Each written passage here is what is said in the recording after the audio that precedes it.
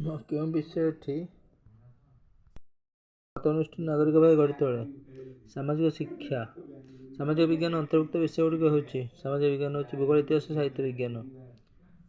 ସାମାଜିକ ବିଜ୍ଞାନ ଅନ୍ତର୍ଭୁକ୍ତ ବିଷୟ ହେଉଛି ଆବଶ୍ୟକତା ପୂରଣ ପାଇଁ ଗୋଟିଏ ଦେଶ ଅନ୍ୟ ଦେଶ ଉପରେ ନିର୍ଭର କରିବାକୁ ପଡ଼ୁଛି, ଏହା କିପରି ସମ୍ଭବ? ଆବଶ୍ୟକତା ପୂରଣ ପାଇଁ ଗୋଟିଏ ଦେଶ ହେଉଛି ଅନ୍ତର୍ଦେଶୀୟ, ଗୋଟିଏ ଦେଶ ଅନ୍ୟ ଉପରେ ନିର୍ଭର କରୁଛି। ବୁଝାମଣା। କେଉଁ ବିଷୟଟି ମଣିଷ ବିଭିନ୍ନ କାର୍ଯ୍ୟକଳାପ ଓ କର୍ମଗତ ଦିଗ ଉପରେ ଗୁରୁତ୍ୱ ଦିଏ? କାର୍ଯ୍ୟକଳାପ ଓ କର୍ମଗତ। ସାମାଜିକ ପାଠ କାର୍ଯ୍ୟକଳାପ। କେଉଁ ବିଷୟଟି ସାବାଳକ ପିଲାଙ୍କ ପାଇଁ ଉଦ୍ଦିଷ୍ଟ? ସାବାଳକ ପିଲା ହେଉଛି ସାମାଜିକ ବିଜ୍ଞାନ। ସାବାଳକ ପିଲା। କେଉଁ ଗୁଡ଼ିକ ଇତିହାସ ଶିକ୍ଷାଦାନ ଗୁରୁତ୍ୱକୁ ବୁଝାଉଛି?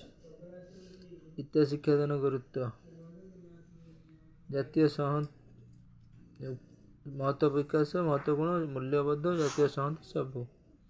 ବିଭିନ୍ନ ପ୍ରାକୃତିକ ପରିବେଶର ସହ ଜଡ଼ିତ ହୋଇ ସେଗୁଡ଼ିକ କିପରି ମାନବ କଲ୍ୟାଣରେ ସହାୟକ ହୋଇପାରିବ ତାହା କେଉଁ ବିଷୟ ଶିକ୍ଷାଦାନ? ତାହା ହେଉଛି ଭୂଗୋଳ।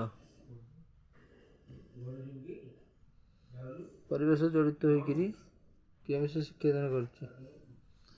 ତାହା କେଉଁ ବିଷୟ ଶିକ୍ଷାଦାନ କରେ? ଭୂଗୋଳ। ପ୍ରାକୃତିକ ପରିବେଶ। କେଉଁ ବିଷୟକୁ ଅତୀତର ରାଜନୀତି ବୋଲି କୁହାଯାଏ? ଅତୀତର ରାଜଧାନୀ ହେଉଛି ଇତିହାସ କୁହାଯାଏ। ରାଜନୀତି। କେଉଁ ଶ୍ରେଣୀଠାରୁ ସାମାଜିକ ଶିକ୍ଷା ବିଜ୍ଞାନକୁ ଅଲଗା ଅଲଗା ବିଷୟ ରୂପେ ରଖାଯାଇଛି? ସାମାଜିକ ଶିକ୍ଷା ଓ ବିଜ୍ଞାନ। ତୃତୀୟଟି ସାମାଜିକ ଶିକ୍ଷା ବିଜ୍ଞାନ ଅଲଗା।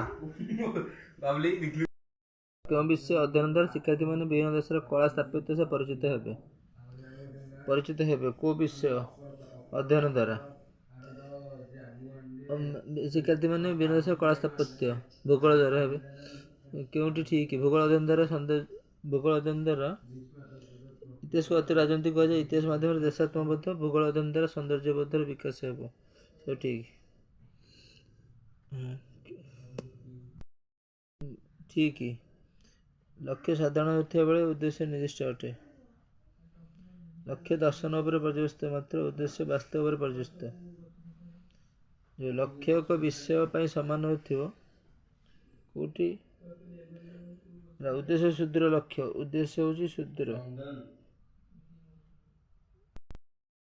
ଲକ୍ଷ୍ୟ ଏକାଧିକ ବିଷୟ ପାଇଁ ସମାନ ହେଉଥିବା ବେଳେ ଉଦ୍ଦେଶ୍ୟ ଗୋଟିଏ। ଉଦ୍ଦେଶ୍ୟ ସୁଦୂର ଲକ୍ଷ୍ୟ ସ୍ଥଳକୁ ବୁଝାଉଥିଲା ବେଳେ ଲକ୍ଷ୍ୟ ତତ୍କ୍ଷଣିକ ପ୍ରାପ୍ତି। ଲକ୍ଷ୍ୟ ସାଧାରଣ ହେଉଥିଲା ବେଳେ ଉଦ୍ଦେଶ୍ୟ ନିର୍ଦ୍ଦିଷ୍ଟ ହେବ। ଲକ୍ଷ୍ୟ ସାଧାରଣ। ଲକ୍ଷ୍ୟ ଏକାଧିକ ବିଷୟ ହେଉଛି କିନ୍ତୁ ଉଦ୍ଦିଷ୍ଟ ହେଉଛି ଗୋଟିଏ। ଉଦ୍ଦେଶ୍ୟ ସୁଦୂର ଲକ୍ଷ୍ୟ ହେଉଥିଲା ବେଳେ ଲକ୍ଷ୍ୟ ତତ୍କ୍ଷଣିକ ପ୍ରାପ୍ତି ଯୋଗ୍ୟ ଲକ୍ଷ୍ୟ ସ୍ଥଳକୁ ବୁଝାଏ।